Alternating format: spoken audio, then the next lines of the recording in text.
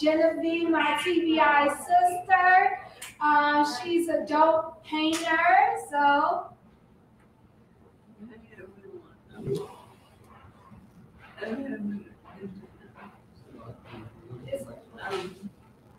Well, hopefully you can hear me. I'm happy to be here with you. And talk about art. That's right. Yes. And then we have Justin. He's a dope photographer, a dope activist, one the chairperson for the Disability Pride Parade. So, yes. So, my name is Justin Cooper. As I mentioned, I am a filmmaker, a photographer, activist in the disability community, and I am glad to be here with you all and be on this awesome panel. Yes, and then last but not least, we have Glenn, who now meaning he's working with Project Osmosis. I'm looking forward to getting to know you more, and you can talk a little bit all the dope stuff you do. Well, my name is Glenn Stewart Jr., and I'm a multimedia art director, currently working for Chicago Public Schools, and I am one of the mentors at Osmosis. Yes. Okay, so just getting right into it, I want to ask each of y'all, how did you become an artist? Yeah, Justin, you can take it. I can take off with that. So I've been an artist for close to a decade, and sort of like my journey into like becoming an artist is like it's kind of wild. So I started like thinking about becoming an artist while I was a student at DePaul University, right? And so when I first came to DePaul, I got into business, and I realized that like being a business major was something that I did not want to be a part of because one, I hated math, and two, I just didn't want to be a part of that at all. And so I wound up like switching my major to communication. And through that process, I actually wound up taking this interesting class that was like focused on performing art. And through that process, I found out, oh, okay, this is something that like I might want to do, might be able to get into and be a part of. And through that, I actually got into a class that was focused on media representation. And through this process, I was seeing like way too many stories of like people with disabilities told from a non-disabled perspective and non-disabled point of view. And listening to that, I was just like, well, I'm hearing all these folks, share their stories, from that perspective, but we're hearing a lot of stories from a disability perspective. And so through that process, I created an idea called the Wheelchair Chronicles. And the Wheelchair Chronicles, through the help of a couple of mentors at DePaul, really talked about, like my life, in a wheelchair and my disability and the things that I go through as a Black disabled man.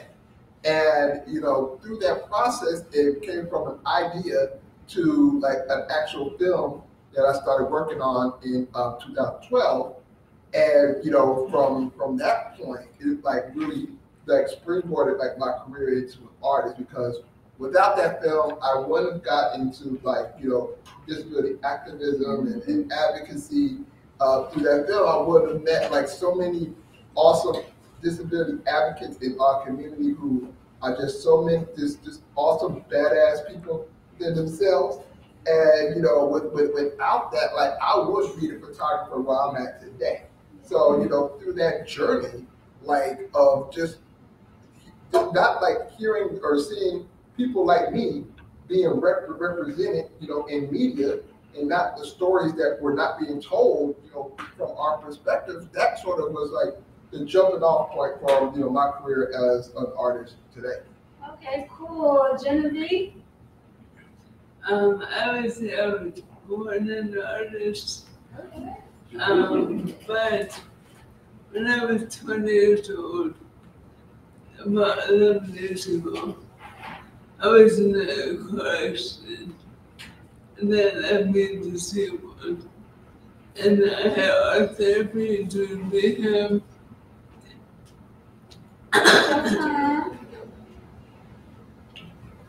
So the accident took my voice, but through art therapy I started to paint. And I realized I was a painter, and I found my new voice through painting. And I've been painting ever since. My undergrad degree is in women gender studies. I originally did studio art, but changed my major due to this discrimination in the art school. And I found feminism and disability justice to really inform my painting. Okay, Martin. Wait, I would think I'd be pronouncing because you said something totally different I haven't heard before. Right. So most often I introduce myself as Martin, but today I introduce myself as Martin. So that's just me. But in terms of being an artist, I think my identification as an artist is still emerging. And I think it is starting to grow in my association with students and others. And you shared a little bit about that. I think that's where my identification started to grow. And I've read a little bit of John Berger. John Berger says, it's about ways of seeing. And I think artists have a different way of seeing the world and sharing those things. And I think a couple of has already shared their experience and how through their art, they're sharing those kinds of things. So I use photography, I use music. Lately, I've been collecting sounds. Pierre Schaeffer was very instrumental in the concrete music, where the sounds of our world seem to fascinate me now more and more. And so I think to answer the question, I think we're just discovering, and I'm just discovering and identifying as an artist now. Okay, cool. I like the sound aspect of it too.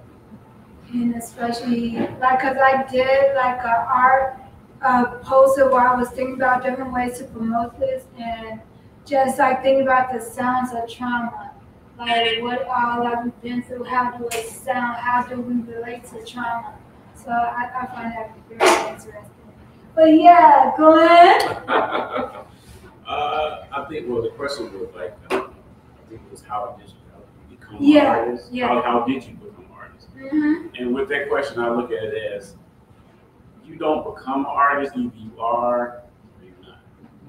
Or the other side is maybe you just have to discover the artist in yourself. Mm-hmm. Because some people think that, if you can draw, you're an artist. If you can paint, you're an artist. But there's so many other things that I found out through my career that is more than just drawing and painting and stuff like that. So my journey, I think, started with watching my dad. He's an artist. Mm-hmm. So I would watch him draw, and I would watch him go to work. He's a graphic designer. So I kind of grew up in that industry, going to work with him and seeing him work on his stuff and whatever. So as I would see him draw and stuff around the house and sketch out ideas and stuff like that, and then I thought that was one part of it. And then when he started taking me to the agencies, with him at work, I started seeing the commercial side of it. Billboards, posters, TV, stuff like that. I'm like, first of all, this is a job. They just having fun. Yeah, I'm like, wait a minute. So it helped me see those. I was fortunate to see those other sides of it. So I kind of saw where I could go instead of the conventional doctor, lawyer, teacher, whatever. I'm like, well, it's a whole nother, and you can get paid for this? And have fun. So anyway, I started drawing comic books, family portraits, stuff like that, and you in art class in school and stuff like that. So I saw that side, I really liked it, and I saw that I could actually have a career doing this stuff. So that went on, through high school, and then on to college. I went to Atlanta College of Art, but the whole time, I think I was telling the story the other day, how when I was in grammar school, I couldn't wait to get to high school so I can get like I was waiting the whole time because I knew what it was since I was like 4 years old. So anyway, that's how I became, you know, the art director I am today. But then, as you said, I feel like I'm still evolving because when I got to school, I have a degree in graphic design, fine arts. But then, when I came out in 1997, I had a motorcycle accident. So that's why I ended up in my chair. But when I started getting to the industry, I started learning other things that I can do still in my chair. So I could edit, I could animate, I could shoot video, I could still do all graphic design stuff. So I was still able to keep going. And every year you learn something else. It's no longer you just say this. You got to learn how to run a website, you got to learn how to edit, you got to learn how to shoot, photography, whatever. But then my foundation was I can sketch, I can draw, whatever. So it gives me all those things. But like you said, you're constantly evolving into what, you know, whatever you want to do. So as an artist, you just always Yeah, I found it interesting because like I was in a car accident using a motorcycle, like you said it's an accident, and just like how just like acquiring a disability and like from like age 13 and just using arts and having to find something to help you cope with it. Because like, cause I know for me, like before my accident, life was totally different. Then after my accident, it was like I was in a foreign parallel universe. And so like the arts is so important. But like the next question is like, I want to start with you, Justin. What is some of your major accomplishments and milestones that you have reached in your art career? Well, I think like, you know, for me, obviously like the Wheelchair Chronicles is like a major accomplishment for me because, you know, that was like a 4-year journey because I was doing that work while I was like, you know, putting that together while I was still a student at the call. So I'm still like, I'm being a student, but I'm also like trying to put this project together. So there's always a lot of stop and go. I was always trying to put this all together. And so like when it finally came together, like in 2017, I felt like that was such a huge accomplishment, for me. And like it really got my name out there for people to like at least be familiar with my work. Mm-hmm. And I think like, some of the accomplishments that I've gotten, like especially during the pandemic, it's felt like my career just really took off like during this time period. And I actually became a residency fellow with an organization called 3 Arts and another disability-related group called Bodies of Work. And through that process, it really gave me a focus on in my work as a photographer, and really trying to focus on the work that I'm doing. And that was a huge accomplishment for me because like now like I'm oftentimes have been in awe of like a lot of disabled artists in the community and being fascinated by the work that they do. And now I think a major accomplishment for me is like having those same disabled artists from different backgrounds come up and be like knowing my name, and it was like, oh, you actually know who I am. Like, you're like, oh, this is good. Like, yeah, you're familiar with your work, and getting that highlight from like other peers in the disability community is like a major highlight for me. But like just continuing to do the work that I'm doing, and really just being a part of just these different communities. And another accomplishment for me is, I think a few months ago, I held like a workshop at the MCA. And I'm like, oh, like now there's these people at these major art institutions now want to hear my voice, what I have to say about in terms of like dealing with disability, dealing with the accessibility in a lot of these places, and like people wanting to hear my voice and like my opinion on like how like we deal with accessibility in these places. That's like now I'm in the door, and they can't kick me out. So like that's like a huge accomplishment for me, and I want to continue to build like upon that, because like we want to continue to build what we have as disabled artists. We want to be able to kick down doors that have oftentimes have been blocked from us purposely, and like that's me. Like I said, I'm here now. So you can't do shit. You can't tell me a damn thing. So In that order. there you go. Yeah, so like generally, what's like some of your biggest accomplishments and milestones?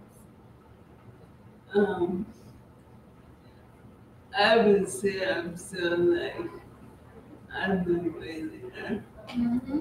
I'm not really career, and I really have a lot of drive, and I have so much more to learn and grow as an artist.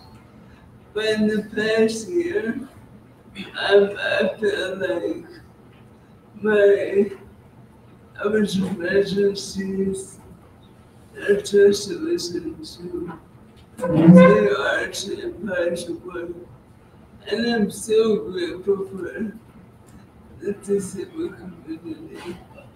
Because, without community, who are we really?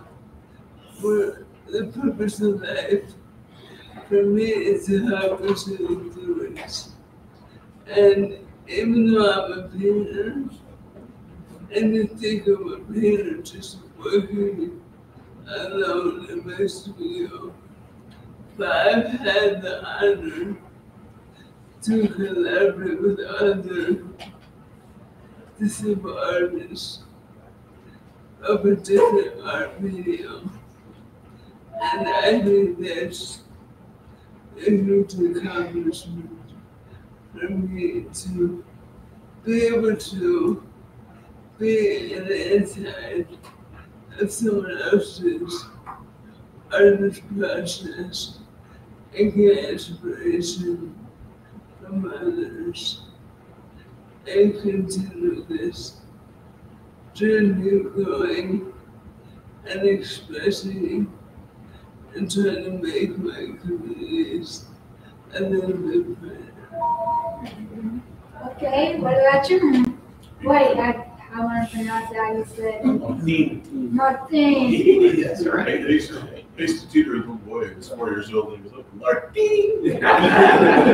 But at any rate, I guess for me, and it really is inspired by you, what you said, is the miraculous realization that I'm not in competition with any other artist is the milestone for me.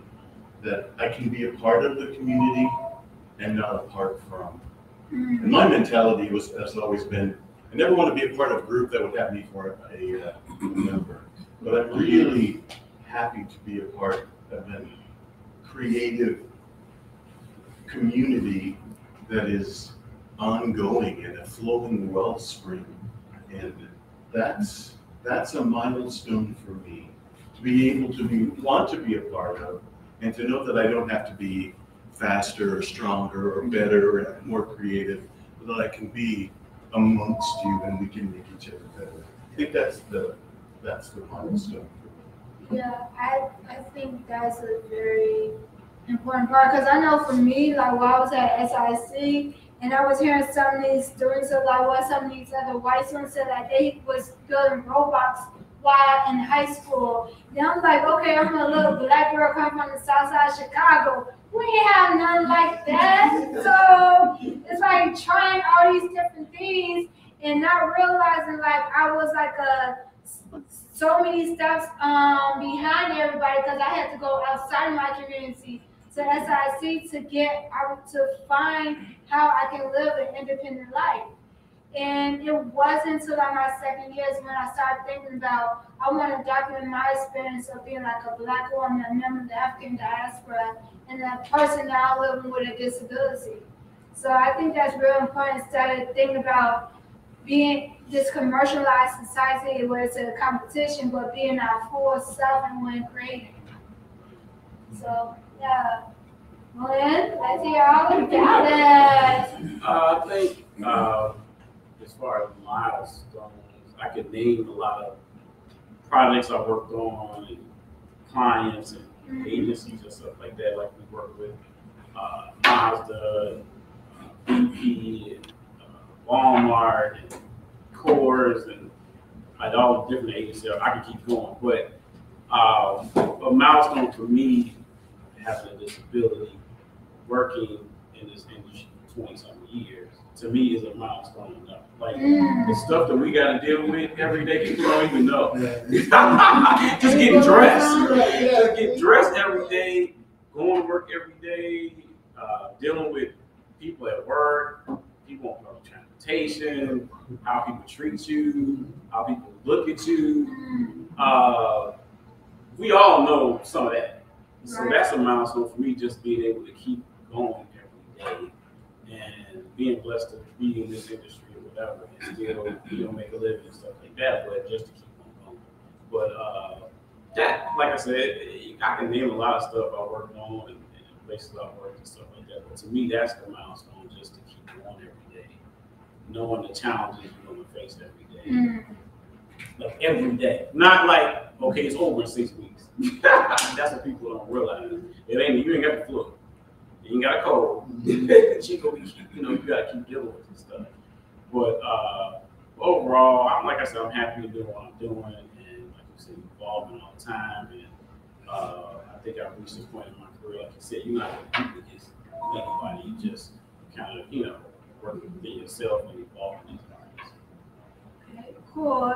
And so, like, the last question before we open it up to the audience, like, what advice will you give to someone that's a member of the BIPOC community that also have like a disability? Because like just being like a person of color, you gotta deal with like ableism from non-disabled people, then racism from the disability community. Then if you're a woman, you gotta deal with misogyny.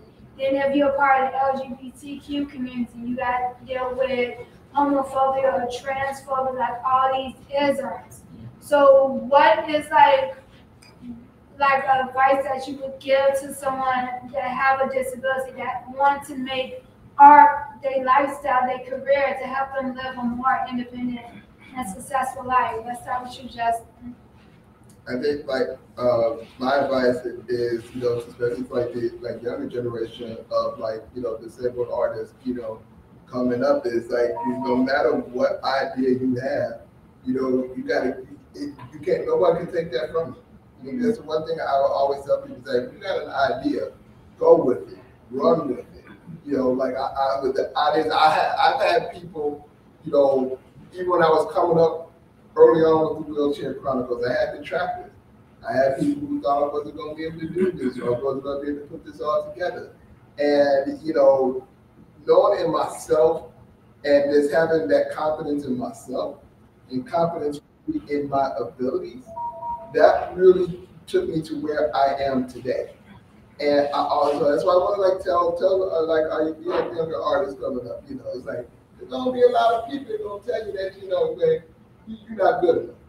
There's going to be a lot of people that are going to detract you. Exactly. There's a lot of people that's going to tell you, you're never going to make it. You're never going to be this. And I just tell them, no, you got this. You got the skills. You got the talent. You can do whatever you want in this world. Don't let anybody tell you otherwise. Yes. Okay, Jenny, what's your advice? To piggyback off just a little bit, it's definitely be brave and get yourself out there, show your work, look for artists' cause, and some venues won't be accommodating, won't be discriminatory, but show up anyway. Seeing an artist when they first meet people, show their work in the phone, talk about it on the media posts, and just be brave, be fearless, and move with their heart. Nothing else. Okay. What about you, Marty? That's some heavy stuff right there. I guess two things come to mind, and that's what everyone's demonstrating to me, and that's to be authentic, be who you are. And because people can spot a phone, they can spot a con, and so when you're authentic, when you present, where you came from and what your experience is amongst your talents, that's what really makes your light shine. And then to remember a small word, but it's so powerful, and that's we. To share what you have, to share your experience, to share your resources, because alone it's much harder.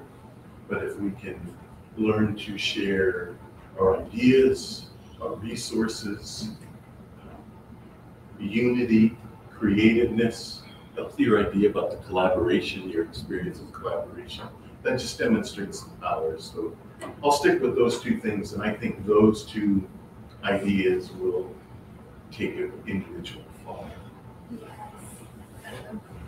Yeah, I'm just gonna say, like, Martin was like my advisor, and as I see and I remember all the conversations that we have, and like, you just have like a good heart, and I really appreciate you for that. You're welcome. Yeah, what's your advice? So, my advice, I think, for somebody with disability, as an artist, multimedia artist, whatever it is, to, whatever you can do that to the best that you can. Because there's some challenges, it might be a walking challenge or voice or whatever, hands on, whatever it might be. Figure out what you can do and try to be the best at that. And what I tried to do was, after my accident, I said, well, what am I gonna do? Whatever, I'm like, that still work with me. Like, and is that gonna be good enough? Because you can't do the walking around part. So what I did was, I said, I know stuff I learned. Like when I got to school, the basic stuff was Photoshop, design, Illustrator. Back then it was Corp Express. I go way back anyway. So that was like the basic stuff. After that, you start seeing stuff like Flash. People start building websites, stuff like that. I said, I'm gonna learn everything I can. So I'm gonna be so valuable, they're not gonna be able to get rid of me. Not that they wanted to, but you know what I'm saying? Like, you just don't know, it's always something you're gonna, not be able to do physically. So, a long story short, one agency I worked at, they ended up closing down a couple years ago, called Communications. And it was piggybacking on what I said earlier, I was like the last art director left because I knew how to do everything. You see what I'm saying? This was our staff of like 50 people. Not they went on art directors or whatever, but it was other reasons why they, people left and let go and stuff like that, whatever. But that was one of the reasons I could stay as long as I could, because I could design the production side of it, the videos edited, I could put on the website. So I was a one-man band because I had, figured that out a long time ago. Learn how to do as much as you can with what you got, and that makes you more valuable for people, and then it turned into freelance work. It turned into other people know you and stuff like that. But Richard just really activated that you just don't not try to do something. Just try it. You might be able to do it, and make yourself valuable as much as you can with what you can do. And you, like you said, doors will start opening up. People start knowing you. Next thing you know, you're like, oh man, I'm getting work from everywhere. And I was telling my wife this other day. She asked me stuff, and I'm like, I can't do that, but I do so much, she just forgets. So that turns stuff around too, that people stop seeing your disability because you do so much, they just forget. Like I have people at work to tell me that, oh, I forgot you can't get up the stairs. I'm like, no, we gotta get an elevator, stuff like that. So because I had done so much, it starts to disappear. Yeah. Not physically, you know what I'm saying? But they just, and you want them to think about you like that. No, they really, I'm just not in a wheelchair. Like, just, regular people. But that helps a lot too, just so supersede the stuff you can do, so that people starts melting away a little bit, So they'll even start, my witness is, because you're so good at what you can do, they'll start making provisions so that you can be there. You see what I'm saying? Because I've had some real estate stuff I worked on, and I'm like, well, I can't get in the house. They're like, well, we'll just pick you up and put you in it, because they know you're talented and you can get this stuff done. And they trying to make a way for you on their own, because, so people, you meet friends, I call them angels. You meet angels here and there, and they'll like make it comfortable for you because they want what you got. As far as your talent, and they know how, whatever. And like I said, that's how I've learned to navigate through it, and the lessons I've had and stuff like that. So it's a lot of different ways. So don't think you can't do it. People will come, like you said, out of nowhere and start. But you got to put the work in. You got to put the effort in to let people see past. Yeah, and hearing y'all talk made me think of another reason why I started doing this. Because just thinking about the legacy of Chadwick Boseman. Because I remember right before when he was losing all of that weight, and before we found out that he was battling with stage 4 colon cancer, I seen constantly on Facebook people calling him a crackhead, demonizing him. But when he died from stage 4 colon cancer, he was seen as this hero. And that's the very thing that people with disabilities are either seen as glorified as this godlike figure, or demonized as this villain. Like, you the scum of the earth because society can't keep up. And my thinking is if the film industry was more accessible for people with different types of disability, Chadwick Boseman would still be here with us. And this is why my goal is to make all sectors of the art and media more accessible to people with different types of disabilities.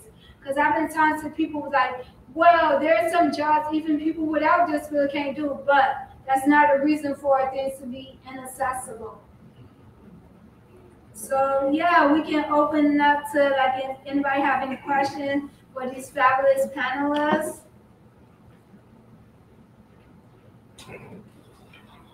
Can anybody hear me? Yeah. Cool. So I do have a question, and feel free for any of you all to take a shot at it.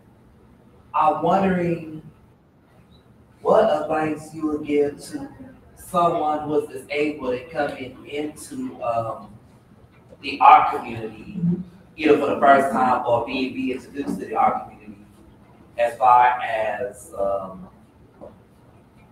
how they define their art community, and also ways they could build their own community, whether it's online or a physical location, especially if there's not much community or neighborhood for you and your other angels or friends to create a disability art community.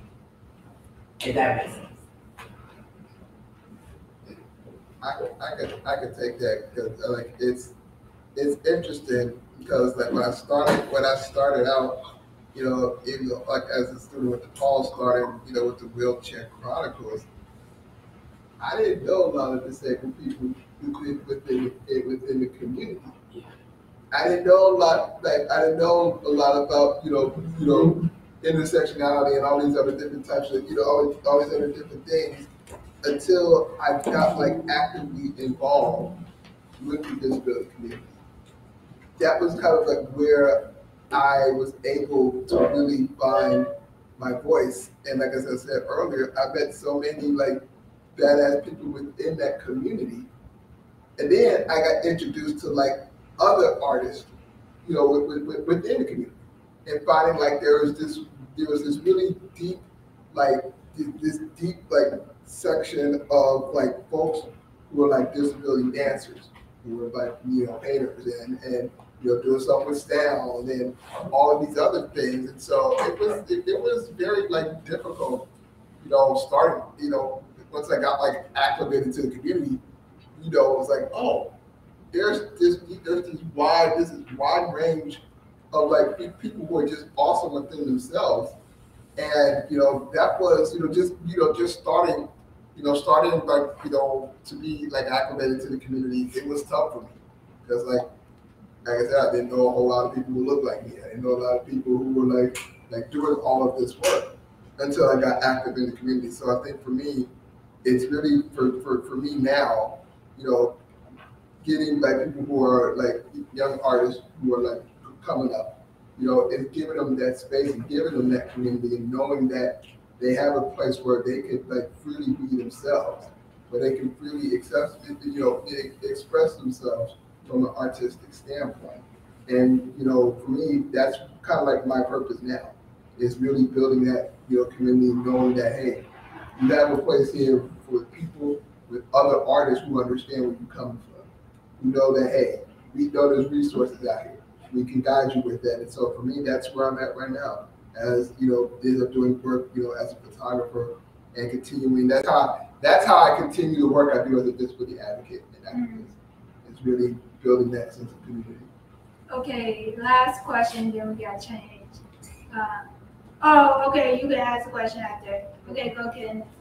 My question actually is to you all. Are you all mentoring anyone? Because this lane is so new and innovative, and I'm just curious if you're bringing people along with you. You said you're not, but you're open. Yeah. Take me with you. But you know, this is not the time with digital technology. It's open space and opportunity. It's time for people with disability to be bold and unapologetic about who we are.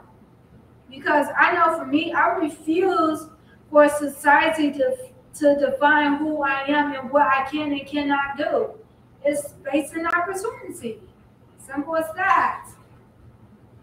But yeah, next question. So my question is, I see that most of you all, if not all, are in visual or audio art disciplines. So I wanted to know if you all knew of any resource, organization, mentorship programs for people in the literary arts. Yeah. Well, I think there's a lot of opportunities for you to share your written work. If you like, I can visit some resources for artists, cause and poetry. Yeah. They're always looking for. I love it. I mean, obviously we know it. Yeah, and also you should definitely check out the resource guide that me and TJ co-authored, because TJ provide a lot of grants and opportunities for disabled artists and entrepreneurs. So I can send you the link to it, but it's called Being Black and Disabled is the New Cool. So yeah, it's there because I got pee. I just want to ask one last question. Yeah, well, I can go. I gotta go. Okay. My question is, for people like myself that wouldn't necessarily identify with physical ability, how could we better engage with people that have noticeable disabilities? Like, how can we increase the dignity and the humanity in the ways that we are having conversations? How do we work on whatever sort of stigmas in the ways that we, like, I wouldn't know. Like, I know I work hard to make sure I look at people in their eyes. You know, I work hard, you know, to do certain things. But so I'm ignorant. I don't have anybody in my immediate surroundings that has a physical disability. So how can we increase the dignity of exchange? Yeah, that's a deep question. I think like it's kind of like what we're doing right now. I think is having these type of conversations. I think oftentimes in different settings that I've been in, many folks have been too afraid to approach the conversation when it comes to disability and accessibility and inaccessibility, because when you have those conversations, it means that there's an issue and that there's people that are biased, towards people with disability. Have these type of biases, and I think it's important when we do talk about this. It's just having that's where the dignity comes in. Is having just conversations with us, being straightforward with us, because like we don't bite. I mean, these are things that these are like real, like we deal with a lot of different issues within our community. And I know people that are like, who are not a part of the community, who are not disabled, are afraid to have those conversations. But I think it's very valuable because we get to know each other. We get to know about each other more. We get to know about, oh, okay, well, Justin here, he has a disability, but he's more than that. He's either disabled, he's a disabled man, he's a disabled Black man. And I think, just opening that conversation and opening those doors and having those conversations, I think it's so valuable because it's one of the things that I've learned, as an artist, especially, in spaces that are really not wordy, is really opening that door and really having, and just really talking about my disability, being open about it. And I think that really helps those conversations, going forward. So I think from that standpoint, I think it's very important just having those conversations. Yes, and allow individuals to own their story, to tell you what they need, without you assuming what they need. Let them ask you for help, not touching them, giving them that respect and opportunity to put a new covers on. In my line of work, this is the emphasis. I work in a disability learning resource center, and it's the beginning of all relationships for me, is let's talk. Right. And what do you need? Where are the barriers for you? And we use the social justice model, because for one person who has the same disability, they may encounter a different barrier. And so that's why it's so important to put the exclamation point on what has been shared already, is how would you get to know anyone?